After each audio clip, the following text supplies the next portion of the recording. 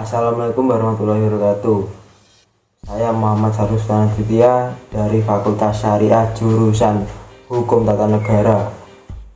Mau menjelaskan tentang prokes 5M dan pentingnya vaksinasi. Yuk kita lanjut ke video selanjutnya. 1 tahun pandemi virus corona ini telah melanda dunia tanpa henti.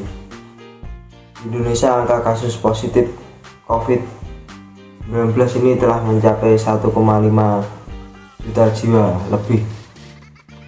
Tapi kabar baiknya 1,3 jiwa bisa pulih dari virus COVID-19 ini. Mengalahkan penyebaran dan penularan virus corona di dunia ini tidak mudah.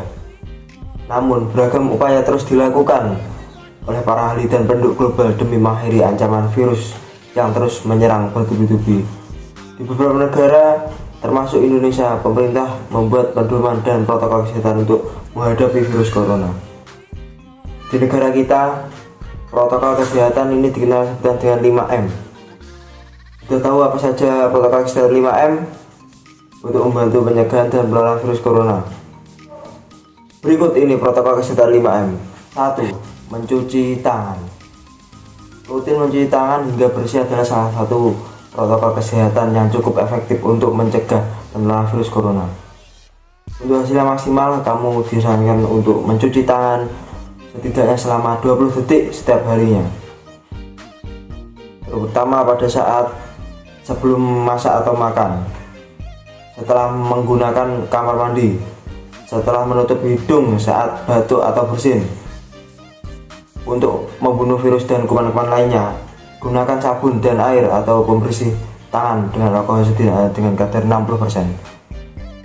Adapun cara mencuci tangan, berikut videonya. 6 langkah cuci tangan. Basahi kedua tangan terlebih dahulu dan gunakan sabun secukupnya. Ratakan sabun dengan menggosok kedua telapak tangan. Gosok kedua punggung tangan secara bergantian. Gosok sela-sela jari tangan. Gosok bagian dalam jari dengan posisi jari tangan saling mengunci. Gosok dan putar ibu jari bergantian. Gosok memutar ujung jari tangan secara bergantian. Bilas dengan air mengalir. Keringkan dengan tisu atau handuk. Kemudian matikan keran dengan tisu atau handuk yang sudah digunakan. Lakukan langkah-langkah mencuci tangan selama 40-60 detik jika menggunakan air dan 20 hingga 30 detik jika menggunakan hand sanitizer. Ini kata dokter tentang cara mencuci tangan. Yang kedua, memakai masker. Padahal pandemi virus corona tahun lalu, Organisasi Kesehatan Dunia WHO mengatakan bahwa penggunaan masker hanya direkomendasikan untuk orang sakit, bukan orang sehat. Namun virus corona jenis SARS-CoV-2 yang merajalela hingga saat ini membuat protokol kesehatan bisa berubah-ubah seiring bergulirnya waktu.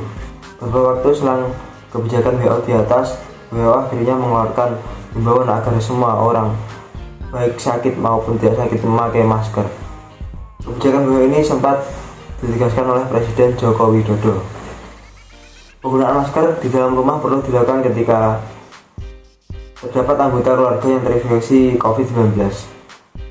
Terdapat anggota keluarga yang berpotensi terkena COVID-19 karena aktivitas di luar rumah, merasa terjangkit atau mengalami gejala COVID-19. Ruangan sempit, tidak bisa menjaga jarak minimal 2 meter. Adapun cara memakai masker yang benar, berikut videonya.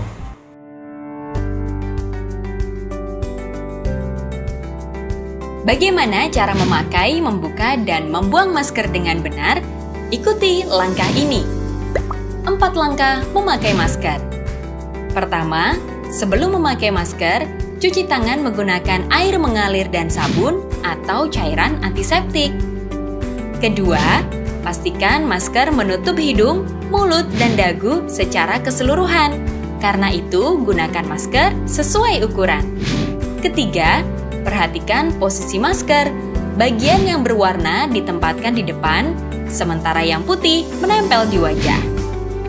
Keempat, setelah masker terpasang, tekan bagian atas hingga sesuai bentuk hidung kamu dan pastikan sudah rapat. 4 langkah membuka dan membuang masker yang benar. Pertama, membuka masker, pastikan tidak memegang bagian depan masker, tapi dengan melepas bagian kaitan belakang masker. Kedua, gantilah masker jika rusak, kotor, atau basah. Ketiga, buang masker dengan benar ke tempat sampah. Keempat, setelah membuang masker, cuci tangan dengan air mengalir dan sabun atau antiseptik. Pakailah masker untuk mencegah tertular COVID-19 saat keluar rumah di tempat umum dan kerumunan orang. Jika tidak ada masker bedah, gunakan masker kain. Ingat, gunakan masker, pahami caranya, taati peraturan agar semua sehat dan selamat. Yang ketiga, menjaga jarak. Protokol kesehatan lainnya yang perlu dipatuhi adalah menjaga jarak. Protokol kesehatan yang dimuat dalam keputusan Menteri Kesehatan RI dalam protokol kesehatan bagi masyarakat di tempat dan fasilitas umum dalam rangka pencegahan dan pengendalian COVID-19. Di sana disebutkan menjaga jarak minimal 1 meter dengan orang lain untuk menghindari terkena droplets dari orang yang bicara, batuk, bersin, serta menghindari kerumunan, keramaian, dan berdesakan. Bila tidak memungkinkan melakukan penjaga jarak, maka dapat dilakukan berbagai rekayasa administrasi dan teknis lainnya. Rekayasa administrasi dapat berupa pembatasan jumlah orang, pengaturan jadwal, dan sebagainya. Sedangkan rekayasa teknis antara lain dapat berupa pembuatan partisi, pengaturan jalur masuk dan keluar, dan sebagainya. 4. Menjauhi kerumunan. Selain 3 hal di atas, menjauhi kerumunan merupakan protokol kesehatan yang juga harus dilakukan. Masyarakat diminta untuk menjauhi kerumunan saat berada di luar rumah. Ingat, semakin banyak dan sering kamu bertemu orang, maka kemungkinan terinfeksi COVID-19 semakin tinggi. Oleh sebab itu, hindari kerumunan, terutama bila sedang sakit atau berusia di atas 60 tahun. Menurut riset, lansia dan mengidap penyakit kronis memiliki risiko yang lebih tinggi terkena virus corona. Berikut video penjelasannya. Teman-teman, sekarang aku sudah tahu loh apa yang dimaksud dengan jaga jarak. Ibu menjelaskannya padaku saat pulang dari pasar. Meskipun kita sedang dalam masa jaga jarak, beberapa orang dengan keperluan sangat penting diperbolehkan untuk keluar rumah. Misalnya para pekerja seperti petugas kesehatan, keamanan, kebersihan, dan pelayanan publik. Juga orang-orang seperti ibuku yang perlu ke pasar, ke apotik, atau juga ke puskesmas. Saat ibu di kendaraan umum, ibuku harus menjaga jarak dengan orang lain. Juga pada saat di pasar, ibuku menjaga agar tetap berjarak dengan orang lain minimal 1 meter. Hal ini untuk menjaga biar kalau ada orang yang batuk atau bersin, ibuku nggak kena percikan ludahnya. Karena kan tidak semua orang dengan virus corona menunjukkan gejala sakit. Dan jangan lupa untuk menerapkan etika batuk, yaitu menutup mulut dengan tisu atau sapu tangan maupun menggunakan siku bagian dalam. Ibuku juga pintar. Setiap kali habis menyentuh barang yang juga banyak disentuh oleh orang lain, ibuku menggunakan penyanitasi tangan. Tapi kalau ada keran buat cuci tangan pakai sabun, akan lebih bagus lagi sih. Barulah setelah ibu bersih-bersih badan, ibu bisa bersantai bersamaku dan ayah. Ingat ya, jaga jarak dan selalu jaga kebersihan. 5. Mengurangi mobilitas. Virus penyebab corona bisa berada di mana saja. Jadi, semakin banyak dirimu menghabiskan waktu di luar rumah, maka semakin tinggi pula terpapar virus corona jahat ini. Oleh karena itu, bila tidak ada keperluan yang mendesak, tetaplah berada di rumah. Menurut Kemenkes, meski sehat dan tidak ada gejala penyakit, belum tentu dirimu pulang ke rumah dengan keadaan yang masih sama. Pasalnya virus corona dapat menyebar dan menginfeksi seseorang dengan cepat. Berikut penjelasan videonya. Kenali risiko mobilitas agar terhindar COVID-19. Tingginya mobilitas masyarakat di masa pandemi COVID-19 berisiko tinggi terhadap penularan. Hal tersebut sangat perlu diantisipasi di libur panjang ini, karena kerap dimanfaatkan masyarakat untuk bepergian, baik untuk silaturahmi maupun tujuan berwisata. Pertama, kondisi lebih berisiko, yaitu perjalanan dengan kendaraan pribadi bersama keluarga tanpa melakukan pemberhentian selama perjalanan, dan melakukan interaksi dengan bukan anggota keluarga inti di ruang terbuka dengan mematuhi 3M atau memakai masker, menjaga jarak, dan juga mencuci tangan. Kedua, kondisi lebih tinggi berisiko, yaitu perjalanan dengan kendaraan pribadi bersama bukan anggota keluarga, perjalanan kereta atau bus jarak jauh, lalu berinteraksi dengan beberapa orang yang bukan keluarga inti di ruang tertutup dengan sebagian besar mematuhi 3M. Selanjutnya ada kondisi risiko tertinggi, yaitu penerbangan dengan transit, perjalanan dengan kapal atau perahu, dan berinteraksi dengan orang dari beragam sumber di ruangan tertutup dengan ventilasi buruk dengan sebagian kecil mematuhi 3M. Dan masih ada satu lagi cara untuk mencegah penularan virus COVID, yaitu dengan cara vaksinasi yang digunakan langsung oleh pemerintah. Apakah itu vaksinasi?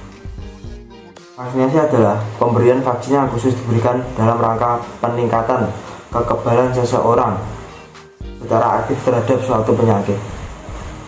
Berkaitan dengan pandemi ini, ada 4 tujuan vaksinasi COVID-19. Pertama, mengurangi penularan COVID-19. Kedua, menurunkan angka kesakitan dan kematian akibat COVID-19. Ketiga, mencapai herd immunity. Terakhir, melindungi masyarakat agar tetap produktif. Meski telah divaksin, sahabat sehat bukan berarti dapat abai dalam menerapkan protokol kesehatan. Tetap jaga jarak dan jaga kesehatan, tetap ikuti protokol kesehatan 5M, serta siap saat menerima vaksin nantinya. Adapun cara kerja vaksin sebagai berikut videonya. Bagaimana cara kerja vaksin COVID-19 AstraZeneca? Vaksin ini dibuat dengan menggabungkan kode genetik virus penyebab COVID-19 berupa protein spike dan virus flu yang tidak berbahaya sebagai media pembawa kode genetik. Karena itu, vaksin ini disebut vaksin viral vector rekombinan. Selama proses produksi, vaksin ini tidak bersentuhan dengan produk turunan manusia atau hewani.